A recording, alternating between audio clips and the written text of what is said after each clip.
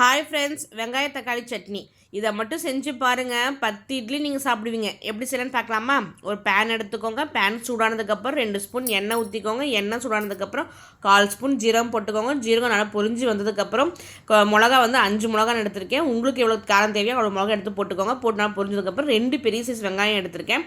அது கொஞ்சம் லைட்டாக வதங்கினோடனே இஞ்சி பூண்டு பேஸ்ட்டு 1/4 ஸ்பூன் போட்டிருக்கேன். கருவேப்பிலை போட்டுக்கோங்க. போட்டு ஓரளவுக்கு வதங்கினா போதும், ரொம்ப வதங்கி விட்டுறேன், டேஸ்ட்டு மாறி போயிடும். லைட்டாக வதங்கினா போதும். அதிலே 2 தக்காளி பழம் எடுத்திருக்கேன். 2 தக்காளி பழம் போட்டு நல்லா வதக்கிக்கோங்க. தேவையான உப்பு போட்டுக்கோங்க. உப்பு போட்டு 2 நல்லா வதங்கினதுக்கப்புறம் பார்த்திங்கன்னா 1 கைப்பிடி அளவு புதினா எடுத்திருக்கேன். அதையும் போட்டு, புதினா ரொம்பவும் வதங்கிடக்கூடாது, போட்டு ஒரு 5 நிமிஷத்தில் எடுத்துடணும். நல்லா வதங்கிட்டு அடுப்பை ஆஃப் பண்ணிவிடுங்க. ஆஃப் பண்ணிவிட்டு நல்லா ஆறுனதுக்கப்புறம் அரைச்சி பாருங்கள். வெங்காயம் தக்காளி சட்னி ரெடி ஆகிடுச்சுங்க. இந்த வீடியோ உங்களுக்கு பிடிச்சிருந்தா லைக் பண்ணுங்கள், சப்ஸ்கிரைப் பண்ணிக்கோங்க. மறக்காமல் சப்ஸ்கிரைப் பண்ணிக்கோங்க. உங்கள் ஃப்ரெண்ட்ஸ் அண்ட் ஃபேமிலிக்கு ஷேர் பண்ணிக்கோங்க. டாடா, பாய்.